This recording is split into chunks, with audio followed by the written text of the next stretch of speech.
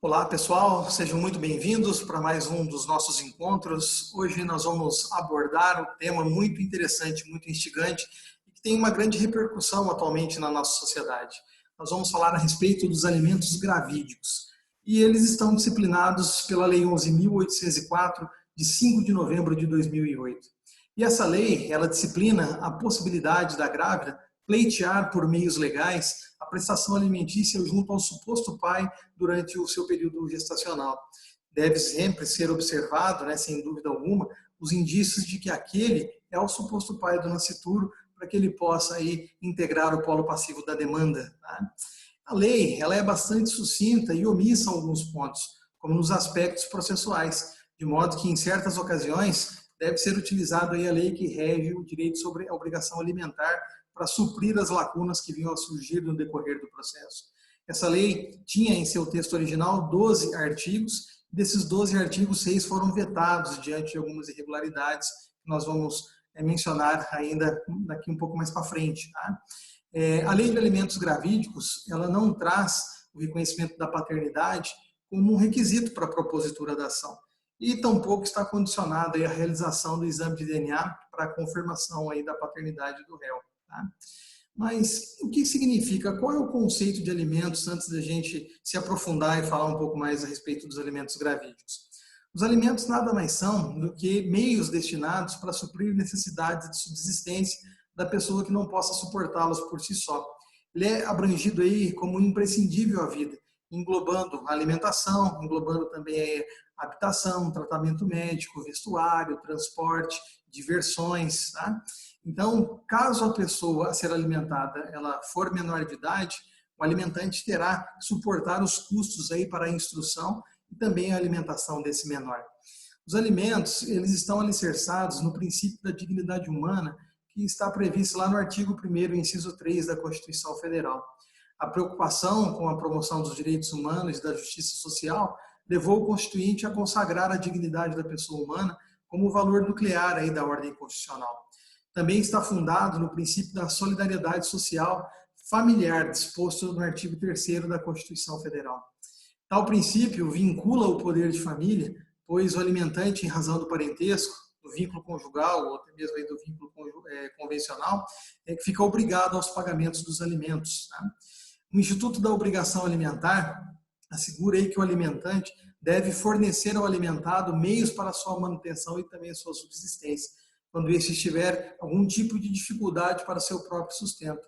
É o caso aí da obrigação alimentar de que um parente ele fornece ao outro aquilo que é necessário à sua manutenção, assegurando-lhe aí meios de subsistência, tá? Se ele, em virtude de uma idade avançada, em virtude de uma doença, falta de trabalho ou qualquer outro tipo de incapacidade, estiver impossibilitado de produzir recursos materiais com seu próprio esforço. Tá?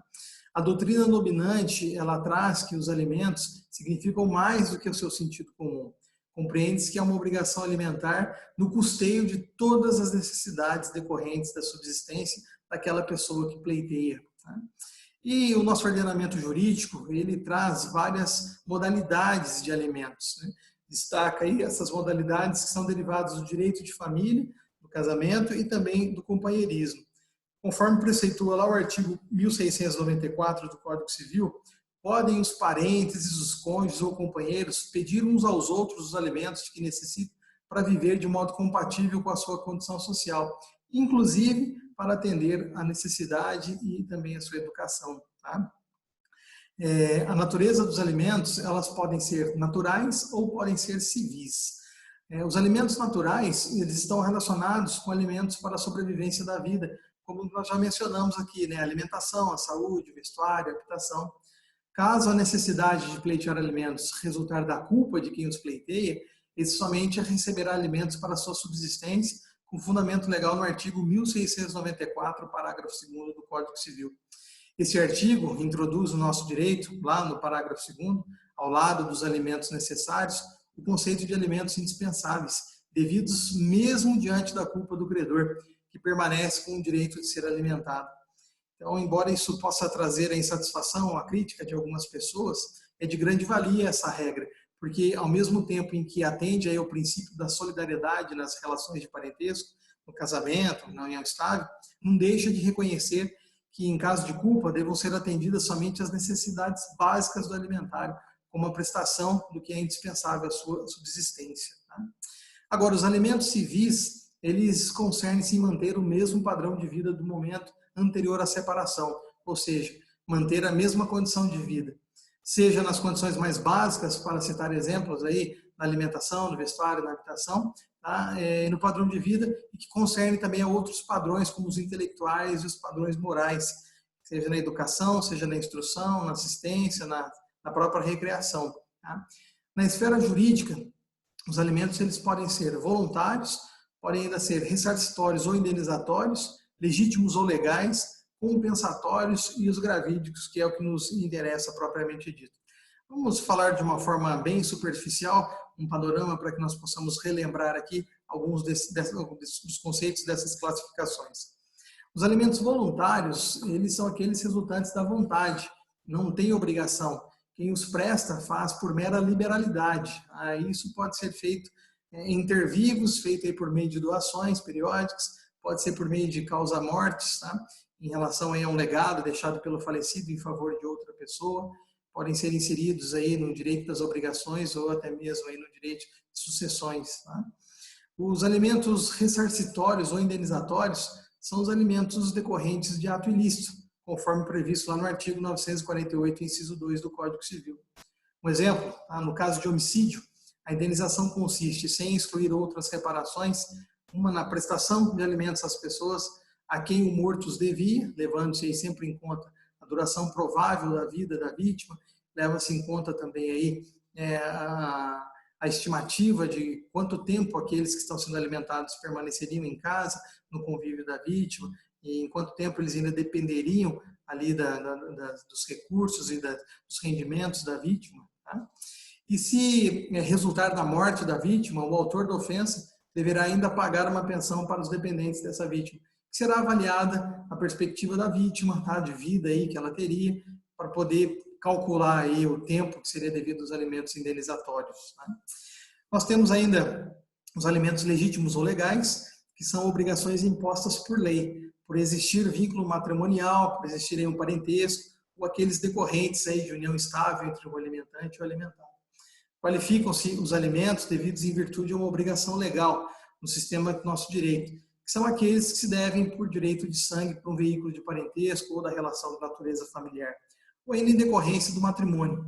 Agora, só os alimentos legítimos, eles inserem-se aí no direito familiar. E, por fim, nós temos a classificação dos alimentos gravídicos, que é o que nós vamos nos deter a partir de agora, tá? Que foi introduzido na nossa legislação pela Lei 11.804, lá no ano de 2008.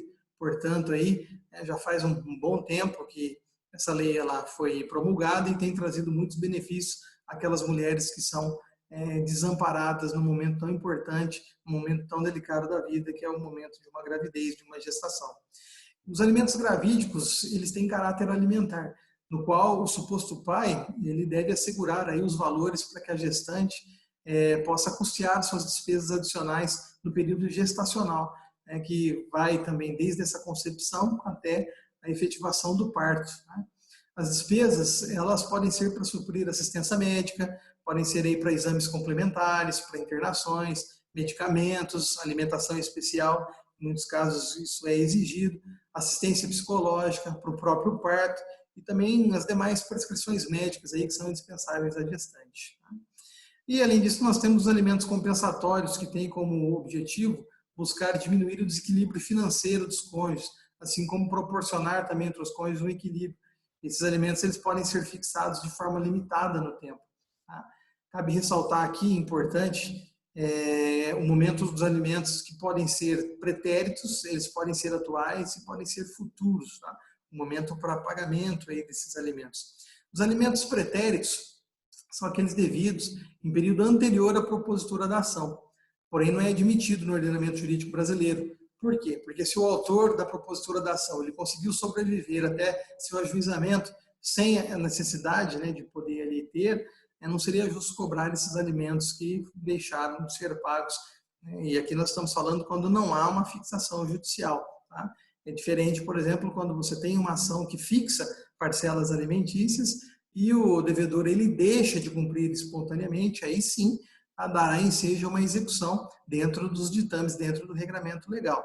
Aqui os alimentos pretéritos, que não é admitido no nosso ordenamento jurídico, são aqueles em que não houve o cumprimento, mas também não havia uma obrigação para esse cumprimento. É bom fazer essa distinção. Os alimentos atuais são aqueles devidos desde a propositura da ação, ou seja, desde quando eles se tornaram exigíveis. Tá? E nós temos os alimentos futuros, que são aqueles advindos de decisões judiciais ou de um acordo celebrado entre as partes. As formas dos alimentos, elas ainda podem ser por prestações próprias ou impróprias. Tá? As prestações próprias correspondem com o cumprimento da obrigação com aquilo que de fato seja necessário para a sobrevivência e manutenção aí do beneficiário, como por exemplo aí dispõe para outras pessoas oferecendo moradia, comida, cuidados com a saúde, com as roupas, etc. Né? Já os alimentos impróprios têm como conteúdo o sustento financeiro e dos meios idôneos aí a aquisição de bens que sejam necessários para o atendimento do alimentado. Podem ser feitos, por exemplo, depósitos na conta bancária aí do alimentado ou ainda serem descontados diretamente na folha do pagamento do alimentante. Tá? E por fim, não menos importante, é válido aqui a gente destacar a finalidade dos alimentos, que podem ser classificados como alimentos provisionais, provisórios e definitivos. Isso gera muitas vezes dúvidas a respeito da diferenciação dessas classificações, principalmente em relação aos alimentos provisionais e provisórios, que acabam aí confundindo muita gente. Tá? Os alimentos provisionais, eles são concedidos em ação cautelar, preparatório ou até mesmo na ação incidental, tá? E ele tem um caráter temporário, tá? Fundamenta-se aí a evitar que o solicitante venha a sofrer um dano irreparável ou de difícil reparação. Então é provisionais, ele é provisório. Os alimentos provisionais, eles estão assegurados lá no artigo 852 do Código de Processo Civil. E sua finalidade é justamente suprir aí as necessidades dos solicitantes e seus dependentes com os alimentos, com a habitação, com o vestuário, tá? Muitas vezes também suportar aí as despesas processuais, honorários advocatícios em uma eventual separação de corpos, na qual anteceda aí a ação do divórcio, ação de anulação ou até mesmo uma nulidade de casamento ou até mesmo uma ação de alimentos. Né? Devem ser observadas aí as condições financeiras do alimentante e do alimentado para poder calcular os valores devidos a título aí de alimentos provisionais. A revogação dos alimentos, ela pode ocorrer a qualquer tempo. Os alimentos, eles são devidos desde a data em que eles são fixados, ou seja, antes mesmo do réu ser citado aí na ação. Não há como sujeitar aí o pagamento ao ato citatório. Por quê? Porque o credor, ele não pode aguardar a citação do devedor para poder começar a receber os alimentos, quer seja aí o pagamento feito por meio de desconto dos rendimentos dos alimentantes, quer não seja feito dessa forma. Como a obrigação ela é pré-existente, o adimplemento tem que ser imediato. Tá? Fixados aí os honorários, a quitação ela deve ser realizada de forma antecipada e não subsequente ao vencimento.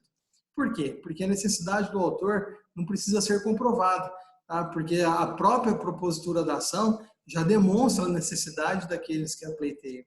Então, os alimentos, eles devem ser pagos imediatamente. Tá? Agora, os alimentos definitivos, eles podem ser fixados por sentença, por acordo ou por meio de um acordo aí celebrado entre as partes, uma separação judicial, até mesmo numa ação de fixação. Os alimentos definitivos, eles são periódicos e também são permanentes, porém eles podem sofrer revisões, sempre visando aí a condição financeira do alimentante e do alimentado, que é o binômio, né, capacidade de quem paga e também a necessidade de quem está pleiteando, de quem está pedindo, está ajuizando uma ação. Os alimentos gravídicos, então, como já dito, eles têm como base a Lei 11.804 de 2008 e é devido para as mulheres gestantes. Tá? Os alimentos de que essa lei ela trata, que ela se refere, envolverá ali os valores necessários para cobrir as despesas no período da gravidez, no decorrer aí da alimentação, dos medicamentos, das assistências médicas, além de outras despesas aí que devem ser custeadas, tá? E devem ser pagos pelo suposto pai da criança. O artigo 2º da referida lei diz o seguinte, que os alimentos de que trata esta lei compreenderão os valores suficientes para cobrir as despesas adicionais no período de gravidez, em que sejam delas decorrentes da concepção ao parto, inclusive as referentes à alimentação especial, assistência médica, psicológico, exames complementares, internações, partos, medicamentos e demais prescrições preventivas e terapêuticas indispensáveis ao juízo do médico, além de outras que o juiz considere pertinentes. Então, como dá para observar, o objetivo geral dessa lei é comprovar que a genitora tem a possibilidade de representar o nascituro para pleitear alimentos junto ao suposto genitor, como também é possível uma ação indenizatória em favor deste, caso haja aí um inequívoco e também má-fé comprovados pela parte da genitora. No sentido de que, se não for verdadeira essa presunção de paternidade, ela pode responder aí, pelos danos que vier a causar. Tá? Então, percebam que os alimentos gravídicos vieram somente a benefício do nascituro. A ação ela é movida pela gestante face ao suposto pai do nascituro. E para que o pedido da ação seja recebido, basta que ocorram fortes indícios de paternidade, tá? Não precisando, assim, que exista casamento entre os genitores, que eles convivam em união estável, ou que sequer que exista um relacionamento duradouro entre as partes. A ação permite que somente com indícios de paternidade seja suficiente para a propositura da ação. Tá? Haja visto aí que a comprovação desta só é possível por via de exames e como a mulher ainda está em fase de gestação, em alguns casos, aliás, na grande maioria dos casos, não é possível a constatação aí da verificação de paternidade. Com a existência aí de sinais de paternidade, caberá ao juiz determinar a fixação dos alimentos gravídicos e, havendo o nascimento da criança, com vida, serão esses alimentos gravídicos automaticamente convertidos em pensão alimentícia, que poderá ser discutido posteriormente pelas partes. Tá? Então, por fim, vale ressaltar o direito que o suposto pai tem de solicitar o exame para a comprovação da paternidade. Lógico, né? Diante de alguns julgados que nós temos já pacíficos, é nítida a compreensão do tema, que cabe salientar que tal medida, né, que é totalmente voltada ao nascituro, não visando o lucro indevido da mãe. Tá?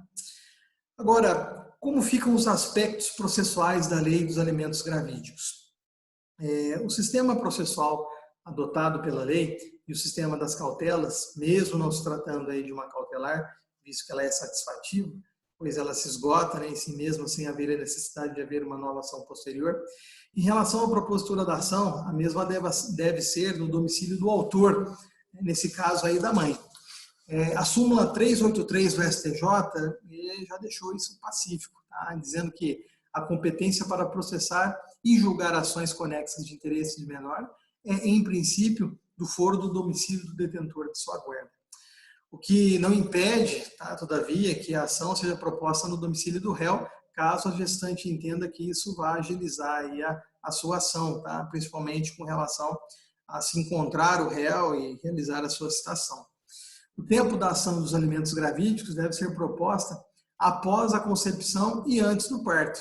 Caso a mesma não seja proposta nesse lapso temporal, não há de se falar em alimentos gravídicos. Tá? Se a criança já nasceu, não tem que se falar em alimentos gravídicos. Aí teria que promover uma ação, caso houvesse ainda a recusa negativa da paternidade, ação de reconhecimento de paternidade, ou se já houvesse esse reconhecimento espontâneo e não houvesse cumprimentação de fixação de alimentos. Tá bom? Alimentos gravídicos têm que ser compreendidos entre a concepção e o parto. Em relação ao polo ativo e o polo passivo da referida ação, quem mantém a legitimidade é a gestante. Tá? Caso seja menor ou incapaz, deverá ser representada ou assistida por quem tem a sua cautela, por quem tem a sua curatela. Agora, no polo passivo, temos como lógica, tá, que deve figurar o suposto pai, mas não se esgota somente nele essa possibilidade, como nós vamos abordar ainda. Na propositura por paternidade presumida, deve ser observado o artigo 1597 do Código Civil, que traz ali que presume-se concebidos na constância do casamento os filhos nascidos entre 180 dias, pelo menos, depois de estabelecida a convivência conjugal, e aqueles nascidos nos 300 dias subsequentes à dissolução da sociedade conjugal pela morte, na separação judicial, anulação ou a nulidade do casamento. Lembrando que se aplica, por óbvio, né, as relações aqui de convivência, se aplica também à união estável.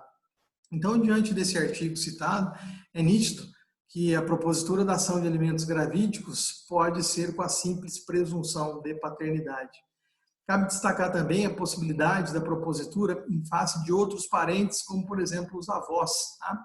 Assim, usando os dispostos nos artigos 1696 e artigo 1698 do Código Civil, torna-se possível inserir os avós no polo passivo, quando o suposto pai não possui condições financeiras para arcar aí com os alimentos gravídicos.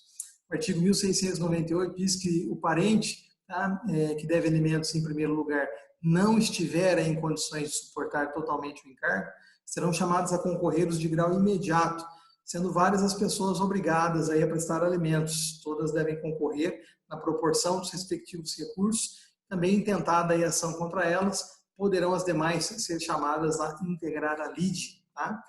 Esse fato não é uma novidade, né, na nossa jurisprudência, nós temos vários julgados já nesse sentido e, portanto, já é um entendimento pacífico, tá? É perfeitamente cabível aí a inclusão dos avós e dos parentes diretos próximos. Tá? A concessão dos alimentos gravídicos consiste, portanto, no pagamento pecuniário da gestante. E a Lei 11.804 de 2008, no seu artigo 6º, diz que os alimentos gravídicos perdurarão até o nascimento da criança.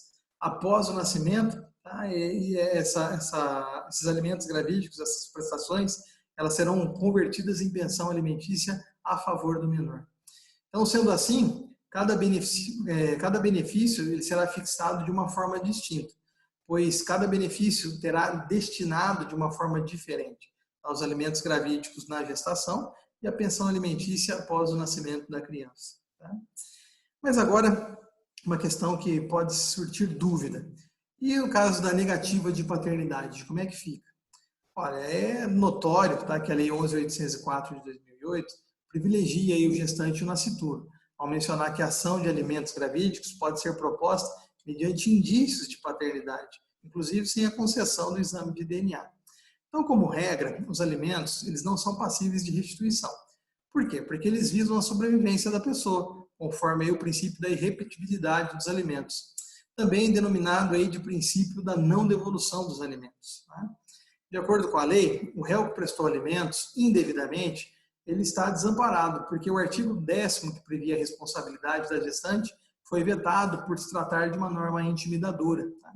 O artigo 10º, que foi vetado, mencionava que em caso do resultado negativo de exame pericial de paternidade, o autor da ação de alimentos gravídicos responderia objetivamente pelos danos materiais e morais causados ao réu.